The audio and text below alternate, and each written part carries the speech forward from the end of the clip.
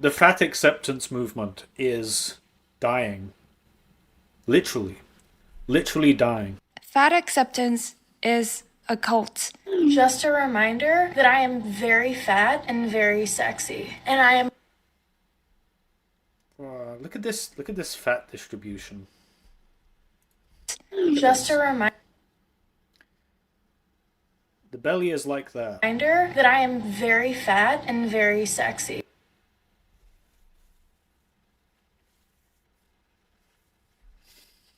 There's nothing there. How is it possible that nothing's there? I'm eating right now, almost puked. Well, sir, you may as well take a break from the stream. I would say come back in about 20, 25 minutes.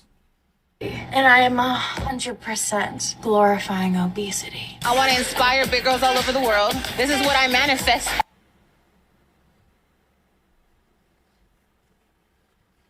Manifest. Anyone that says manifest, you're dealing with a brainlet. I'm sorry. Every single day. Oh, she died at 37? Brutal. Choo choo. Choo choo. There's nothing you can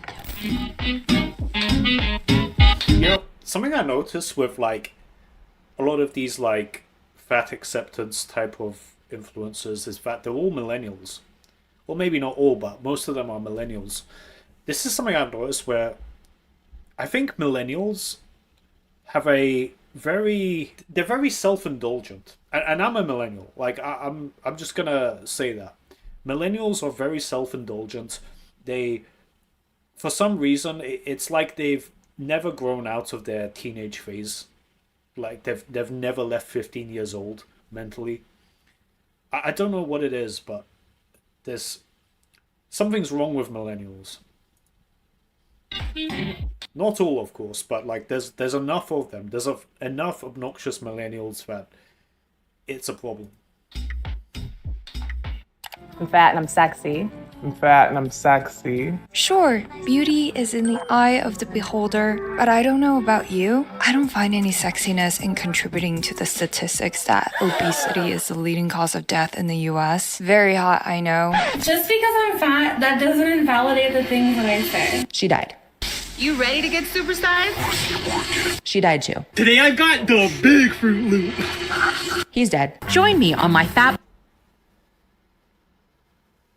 Man.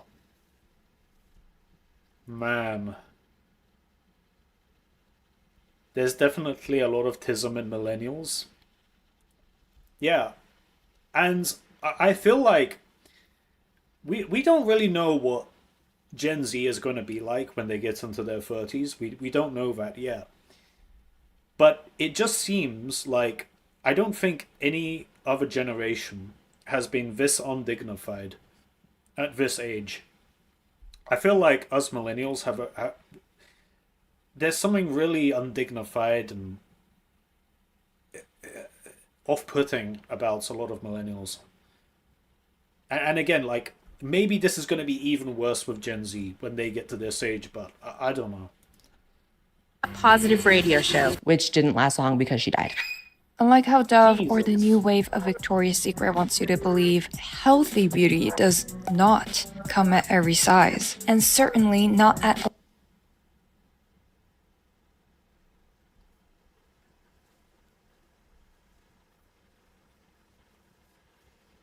My God.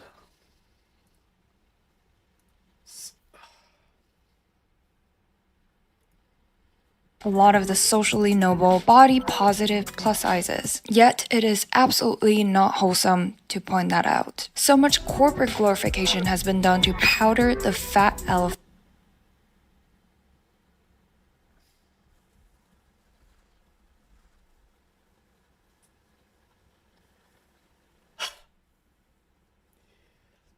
I can't say anything.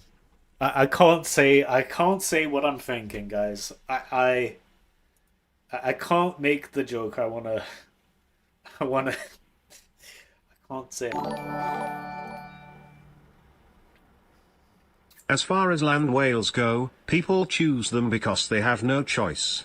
That's why virtually all land whales, 90% plus, are with other fat men or low-income black/Hispanic/non-European immigrant men. Thank you for the dono, John. I would say that there's definitely some partial truth to this. What I will say is that if you, there are some men that prefer girls to be on like the thicker side, like 100%, and I'll include myself in that. But I'm not into this. This is never an option. I'm into. I think they showed it in this video, like near the start. Let me show you what I can gel with. This. I'm cool with this. The waist is relatively small. You know, whatever.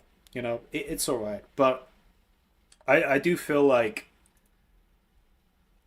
this is, let's be real, like this is probably fetish territory, right? Like this is like some strange kink that he has. But yes, I do feel like a lot of people cope when it comes to people being fat and what they find attractive.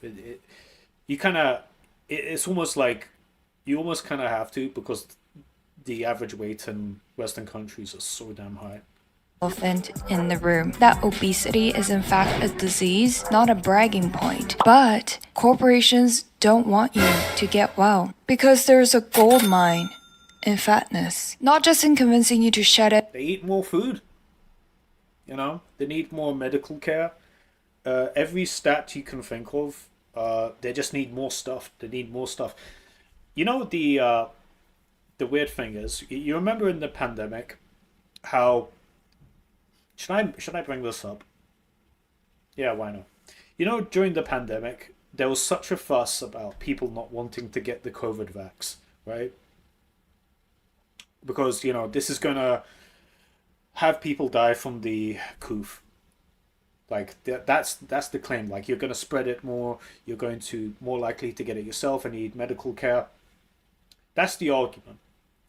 But I never heard from anybody that fat/obese people have to lose weight because that also increases the chance of getting COVID and spreading it to others. I never heard that. I never heard that talking point ever, even though it's totally logical and has much more of a sound argument behind it than I don't want to get into it, but yeah, let's move on. But also for you to keep it. Take body positive all-star Dove, for instance. Real beauty comes at every size. They stretch out their plastic bottles and video game figures to slap on words like beautiful. The only people that want this in a video game are other fat millennial women.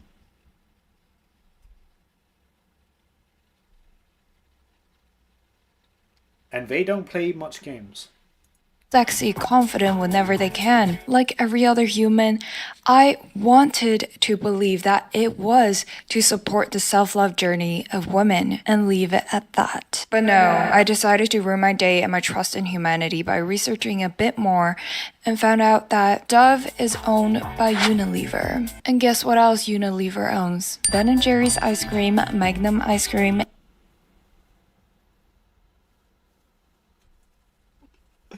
Oh shit. Oh shit. and many other ice creams, Hellman's mayo in all your greasy burgers. They own everything. They own everything that is like 50% fat content. Skippy peanut butter, a selection of frozen foods. I can go on. Isn't it nice to encourage your consumers to accept their enlarging body and deteriorating health as the ideal in order to sell more of your processed foods because they're beautiful? Bro, this random female YouTuber has just has just figured out everything. She's figured it all out already. We're 2 minutes in, and she's just she's explained the entire conspiracy. Bodies deserve more. Has body positivity, a movement intended to uplift. And here's another thing, like, you know, like the people on TikTok, like they do all these like dances and talk about how comfortable they are or how hot they are, like these people on screen here. You know, if you're comfortable with something, you don't need to say you're comfortable with it, right? You don't need to make a literal song and dance about how comfortable you are with something. You only need to make a song and dance about how comfortable with something when you're not actually comfortable with it, right? Like, so here's me doing it again. Fat people are so hot. You know, an actual gig of Stacy's never making this TikTok. Like, he's never doing that. You know? Women become just manipulative limits to our acceptable emotions. My dear sweet child, that's what I do. It's what I live for. And worse, a cover for big food, big farming, and big pharmaceutical companies to profit off a nation of increasingly sick and fat people. None of this is a coincidence. So the industry has engineered what they call the bliss point for the perfect amount of sugar in products, not too little, not too much, working on maximizing the allure of their products. Quote, they've min-maxed it like a video game. We like them fat. Pick any ultra-processed foods at your local grocery store, for example. Some Kraft mac and cheese and Nestle drumstick paired with some Kit Kat, Coffee Crisp, Smarties, and why not throw in some Laffy Taffy? Pop in the Kool-Aid and 4 cans of Dr. Pepper to keep hydrated. Oh, and can't forget the Oreo. Fat in 20s is easy, and fat in 40s is heart attack. Yeah, that's a thing, right? You know, it's like some of those like TikTokers were like Gen Z, right? Yeah, it's all cool being like a fat woman then, right? But things get a bit more miserable in 30s, and especially in 40s. Oreo and Chips Ahoy, 4 cans of orange Fanta for the vitamins. Fanta. Balance, as one may say, as conventional beauty standards have become much more accepting and ambiguously defined by beauty giants. But guess who? That doesn't matter. It doesn't matter what is in a magazine or what a corporation is saying is attractive. Your biology tells you what is attractive. I really reject this idea that beauty standards can be decided by like messaging or propaganda or you know what a corporation says. No, they don't have a say. Your biology has a say. Your biology is going to tell you what is attractive. You know, you could put me into a prison camp for 10 years and indoctrinate me and say that bubble butts Asian girls with a tiny waist and a cute baby face are unattractive. After 10 years and I get out, you know what I'm going to do? I'm going to look at girls like that. It doesn't matter what you tell me. It doesn't matter what you tell a person is or isn't attractive. Their biology is going to tell you. Who owns the beauty giants? Conglomerates like Nestle, Unilever, who sell you anything from chocolate to ice cream to frozen foods, and that is when the Dove body soaps begin to make sense. Not saying that all body positive and fat acceptance campaigns are there to manipulate and trick you into increasing your body fat percentage without limits. And that is exactly the issue. So much of the message comes actually from an extremely caring and helpful perspective to help remove the stigma around plus-size people, but also so much. No, I wouldn't even grant that. I think judging people on their intentions is first of all, it's unquantifiable. You can't verify if someone has good intentions or not. Like, you can't step into someone's mind, so it's not even worth talking about. What matters is what happens in the end, what the outcome is, what happens in reality. Fat glorification has been disguised as acceptance. Oh my God. And when the majority of your stakeholders need to make money from selling frozen pizzas and ice cream, the votes are not up to you. Hiding profit-generating fat glorification under the term fat acceptance is genius in 2 ways. First, it plays on. I think women's attraction is influenced by propaganda, though. What do you mean by that? Can you give me an example?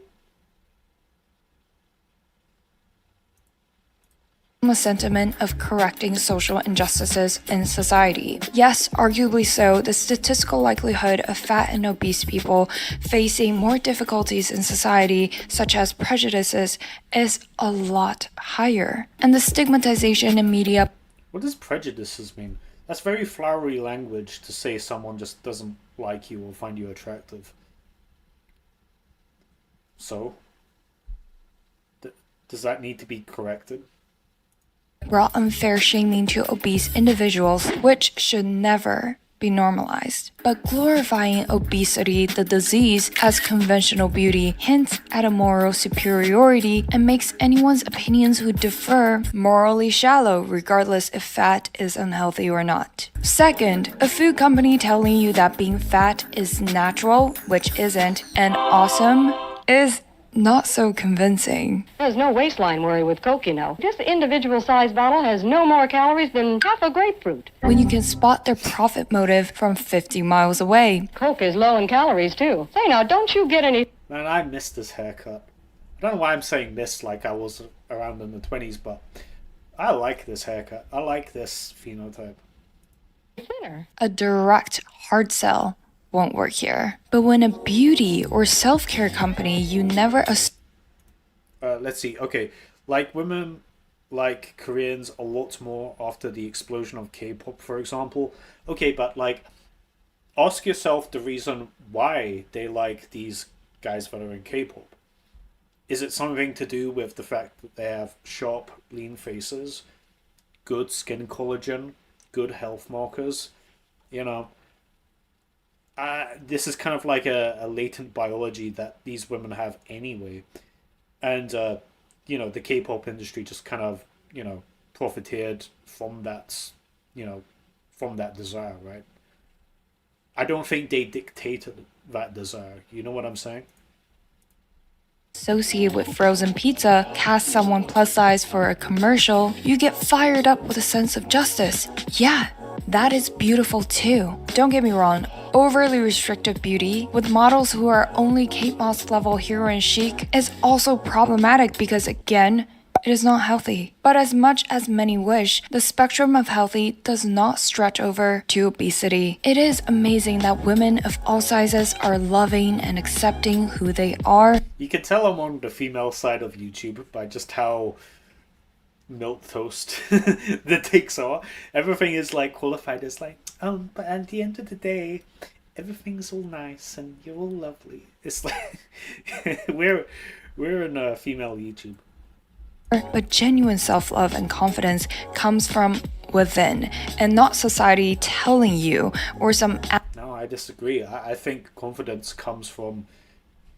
confidence isn't like in a vacuum. Like a lot of it is just how the world treats you, how society treats you, and then naturally you're going to be more confident if you're treated better, and the inverse for worse. I don't agree that confidence is just this magical thing that just comes out of nowhere, and some people just have it for no reason, and some people are unconfident for no reason. No. Ads telling you that your size is also quote-unquote beautiful. What we're talking about here is not the opposite of fat shaming. For shaming someone for any reason is not acceptable behavior because it does not come from a place of genuine care, of wanting to help them be well. We're talking about the glory. See, I have had like some thoughts about like bullying and whether there's like a silver lining to it. I've encountered bullies at school, and they always seem to pick on people with the subtext that they want this person to get their shit together. Do you know what I mean? Like, they'll pick on like the nerdy kid or like the fat kid or something, but very rarely do you ever see someone getting bullied for something genuinely impossible to control. Like, you've probably never seen like a kid with cancer get bullied at school, or a kid with that's in a wheelchair. Like, you just don't really see it. Glorification of fat, disguised as acceptance. Positivity is toxic because it pretends to be rooted in compassion and kindness. But in reality, it encourages women to engage in very destructive behaviors. It encourages women to be obese, unhealthy, and be averse to personal responsibility and discipline. If you think most body positivity campaigns are to help you love yourself, I'm sorry, honey. Corporate Mostly the ugly people, short guys get bullied. I got bullied because I was the shortest always. Yeah, height. Yeah, you can get bullied for height. Yes, I'm not saying bullies are flawless by any means. What I'm saying is that bullies have like a hard limit of targets they go for, and usually that is guys that are like genuinely in like some disability. America is a surfacely sweet but extremely cruel place. It's like, how can you not see the problem? They have to see it and just not care. They have to just be like, well, we're gaining profit. Do you see how much this McDonald's is making? Put another one across the street. There is nothing wrong with fat acceptance. Acceptance of reality is the first and most essential step to all or any type of progress. But the importance of what to do after accepting the reality is often neglected and never talked about. I don't know what that means. That just sounded like waffle to me. I'm sorry. Telling fat people to keep eating the way that's not serving their health because they are beautiful is like telling an alcoholic to keep on drinking. Bullying is the immune system of a healthy society. I think there's a kernel of truth to that statement. I don't think bullies are just plain villains with like zero redeeming qualities to them. I think there's something to it. Like, if you think about like guys that, God, I don't even know if I can say it on YouTube, but guys that do bad things to a school, right? Let's just say that. A lot of them get bullied. Now, you can be like, did they do that because they got bullied? Or did the bully sense this person was this terrible person and like was hostile to them because they had that instinct that this person was kind of fucking evil? You know what I mean? It's hard to tell, right? But I think bullies are more complicated than what Hollywood, portrays them as. Drinking because they're fun. It's the easy and profitable thing to do. Having a fat country. All I'm saying is that I'm kind of suspicious when the people that have been like the most helpful and nicest to me have been kind of edgy. Whereas the people that have been the most conniving and backstabbing to me were like these virtue signalers that are like, everyone's nice and I'm so happy and be positive all the time. Those guys have fucked me over countless times. But like the edgy kind of edgelord autist guys have been kind of cool to me and the most helpful in my life. So I'm a bit suspicious, I'm a bit suspicious of the idea that all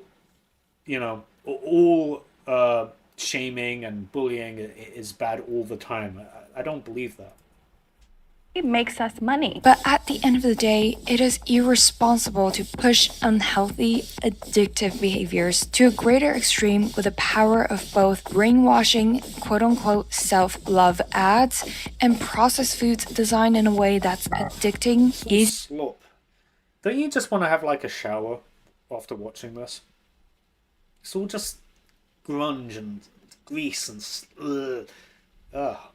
Easy to eat and easy to repeat the eating pattern. It's not a simple good versus bad food, normal versus fat problem. It's a whole addictive pattern building trap. I lost 60. Thank you, JGT11, for becoming a channel member. Pounds in 6 months. Everyone was so happy for me. I hated myself. I hated the way I looked. I hated why I exercised. Naturally fat. She's kinda, look at her face. She's got a good face structure. Don't know why it's loading. Naturally fat. Our daily This chick, I think she'd look pretty... I hated the way I looked. Like, see that? You can see she's got a bit of a forward projection, despite, you know, the high body fat percentage. You can kind of tell she'd kind of fog if she was slim. I hated why I exercise. Naturally fat. Our daily trips to McDonald's genetics. Is eating chips in bed genetics? Is being allergic to the gym genetics? Is running 100 miles genetics? Back in a universe where fat just meant fat and not a compliment or insult, fat just means you have excess energy stored in your body that you are not using. Obesity or overweight is a disorder involving excessive body fat that increases the risk of health. You know things are bad when you're using your body as a table. Health problems. Notice how something that elevates your risk of dying of cardiac arrest is a disorder and is not normal. Needless to say, glamorously framed as the modern sexiness. Yet times and times again, science and data say one thing, and media and advertising say another. Beauty is supposed to be diverse and natural, but there is nothing. We're really in female YouTube. This is how you have to talk if you want 3.4 million subscribers. Natural about being obese. Obesity prevalence was stably low until shooting up post the 70s. And even though there is no data evidently backing up its absence in our hunter and gatherer days, rare civilizations removed from modern processed foods and lifestyles such as the Chimene tribe is a... I mean, the reason why is pretty mundane. You know, there's calories are relatively cheap, right? They're very cheap to get. If you're in like a first world country, right, you can basically get infinite food. Like, in the stream, what have I made? Like $25 in donations. Now, $25 can get me like, I don't know, like 1,000 Oreo biscuits, like 1,000 Oreo cookies. You know what I mean? You can... the supply of food is not a problem, right? The problem is the appetite. Our appetites are like designed for this hunter-gatherer society where we're all kind of, you know, scrounging around for food and hunting and basically kind of starving. So our appetite hormones is not adapted to just how abundant food is now. So that's like the main issue. That's the main issue. And drugs like Ozempic and, you know, GLP-1 agonists are kind of... I feel like it's going to get better in the future, especially in cost, but they're kind of like the band-aid solution to this problem. Close modern case, the Chimene, a Bolivian population living in a subsistence lifestyle of hunting, gathering, fishing, and farming, had the lowest levels of coronary heart diseases reported to date and statistically insignificant obesity. And yes, they also eat sugar and starchy carbs, just harvested by themselves. So do these people just have some God-sent fat-proof genetics? No. The overall Bolivian population that shares similar No, if you plop them into Arizona, they're gonna get fat like everybody else. Genetics is still subject to 28 and 17%. The only thing in a Bolivian rainforest where you have to like stab some fish with a spear to eat, you know, calories aren't so plentiful, and that's it. Of obesity for women and men. So if they also eat carbs, fat, protein, just like the American diet, why are they rarely inflicted with fat-related health complications? Is all the difference really in the absence of food processing? According to CDC, I feel like food processing is a bit of a red herring. It's like... I've never... It's just not the main issue, right? The main issue is our appetite hormones are just totally imbalanced with the supply of food that we have in a modern first world economy. Americans are eating more calories on average than they did in the 1970s. Between 1971 and 2000, the average man added 168 calories. Like, take processing out of it, and like, let's say you have like butter and like steak and potatoes that you fry in butter. It's like, okay, yeah, I guess it's not processed, but you're still gonna get fat in that. To his daily fare, while the average woman added 335 calories a day. What is driving this trend? Experts say it's a combination of food processing increases caloric density and palatability. Okay, yes, I agree. The thing is that even if we, remove the processing, that problem that you mentioned, the underlying, like the main meat and potatoes, the main meat and potatoes problem is the fact that our appetite hormones are designed for like this scarce hunter-gatherer lifestyle, not this semi-free market first world modern economy. We have so much food. I think like you ever see those like pictures of like guys on the beach in like the 1920s and like everybody's like skinny? People often say that's due to like food processing, but I think it's simply down to food can just be really cheaply made now. I think that's the thing. Increased availability, bigger portions, and more high-calorie foods, but nothing beats the devious design of processed foods to get people hooked as an addictive coping mechanism to rising psychological issues. Food addiction is a carefully designed process. People aren't stuffing their faces in beans when they're having a bad day. Quote, foods that are very high in fat and carbohydrate in equal ratio don't exist naturally, said Gerhardt, a clinical psychologist at the University of Michigan. Do you guys ever go on a cut to, get leaner? And like you eat like very plain food. Like you have like oatmeal and white rice and a bit of protein, right? And like you eat that and when you start, it's almost unbearable. It's like, this is so shit. Like there's just no flavor. There's nothing. I don't want to eat this. And then like a few weeks in, you get used to it and now you're like, oh, I'm looking forward to my bowl of oatmeal.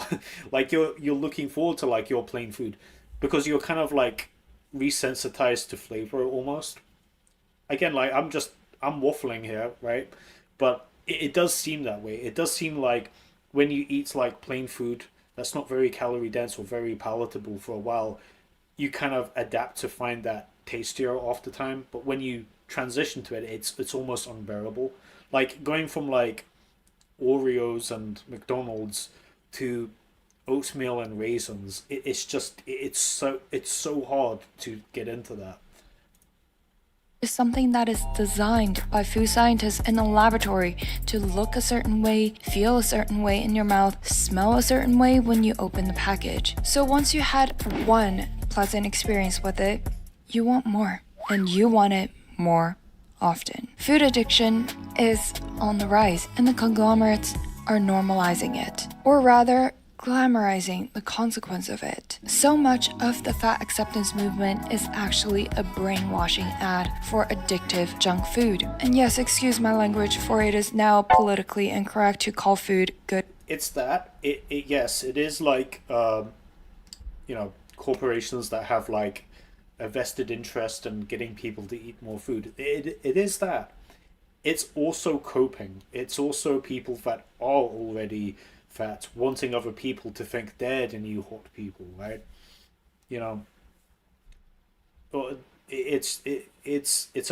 These two things can be both true, right? Good or bad, and I agree. It's all based on perspective. Good for what and bad for what, and how much of good before it turns not so good. Because good versus bad is so subjective, it's easier than ever for food companies to manipulate. American food is capital S scary. Yeah, I went to New York to see my ex-girlfriend once, and I actually I noticed like they have like these giant packs of like donuts at like the random grocery store. Everything has to be huge. Everything has to be like this big tub of ice cream or like a big vat of butter. Like, it's crazy. The concept, because the easier answer is always one that makes you feel good. To eat as much as you want and still feel great about yourself. Get that fiber and the antioxidants and just feel. And the greatest beneficiaries to glorifying this disease is the toxic triad of big farming, big food, and big pharma for creating a nation of sick and fat people. Let me put it into context. About a third. I think this is overblown. Again, like, I always come back to biology because I think that's always like the most simple explanation for why people do what they do, right?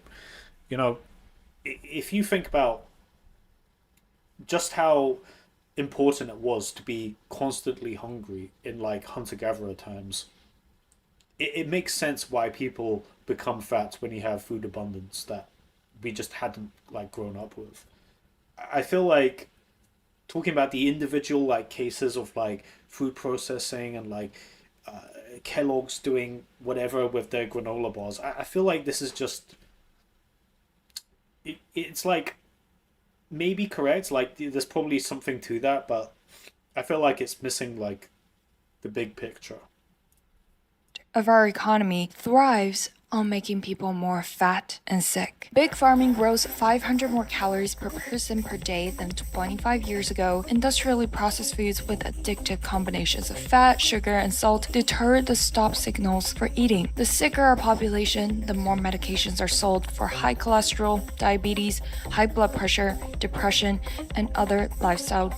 It's crazy how much fat people cost. It's like with old people, like, yeah, they consume a lot of like medical care, just of course, you know, I don't even need to explain it, right? But like fat people, like, yeah, everything just doesn't work properly. Like they get more sick more often. The sickness is more severe.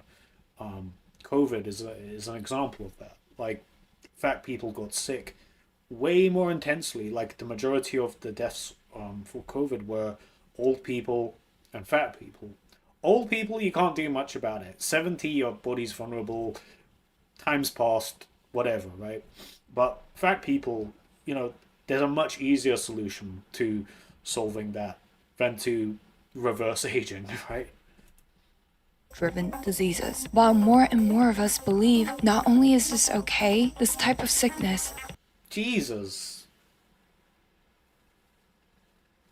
Oh my god. Look at those jeans. Is sexy and beautiful. Do you remember, I think I said in a video that women can handle being fatter better than men. This is what I mean. She must be like 450 pounds. Insanely unhealthy, right? Like, insanely unhealthy. Like, her lifespan's like very closely coming to an end, probably. But like, look at her face. Her skin quality's good. She's got nice collagen-rich skin on her face. And you just never see that with men. Like, if a man was this big, he would just be like this... His face would be like oozing with like acne and like oil and grit, blackheads. Like, it wouldn't be a pretty sight, but like, if you just put your hand over her body, it's like, yeah, it's a quite nice, pleasant looking, you know, festively plump face. Is sexy and beautiful. And sadly, the profit-driven version of the fat acceptance movement. She will be unalive at 40, probably.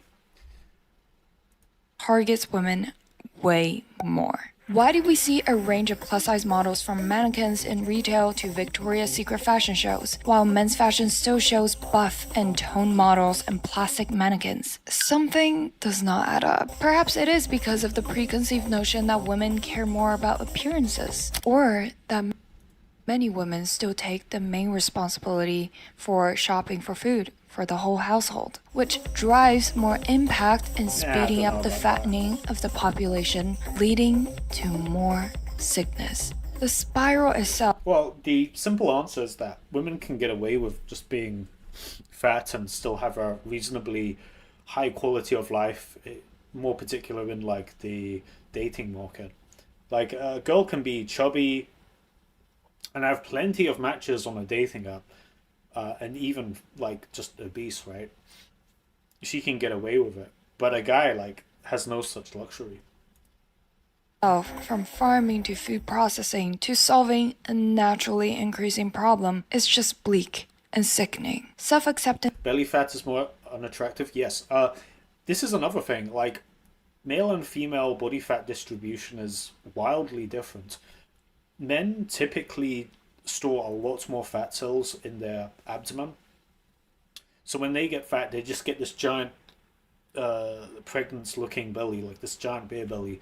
Whereas sometimes, or a lot of the times, women have a lot more fat cells in their legs and ass. So like when they get fat, they just become like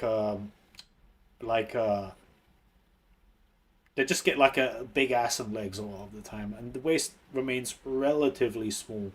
So, you know, a lot of women have this kind of fat cell distribution. So like when they get fat, they can still kind of pull off like female dimorphism, but like a man doesn't have masculine dimorphism if he has this giant belly that just like it extends far past his chest, right? Is not the opposite from self improvement, and is certainly not the logical reason to regenerate 90% of your cells from frozen pizzas, chocolates, chips, and whatever genius foods corporations created to keep you addicted and sick. Part of loving yourself is to actually take accountability for your well being instead of letting profit seeking commercials tell you that you are enough. Being positive does not mean being unrealistic. It requires the courage to face the discomfort of broken delusions and be willing to make changes. She's obviously putting this in a way that I wouldn't word it, right? But ultimately, I agree.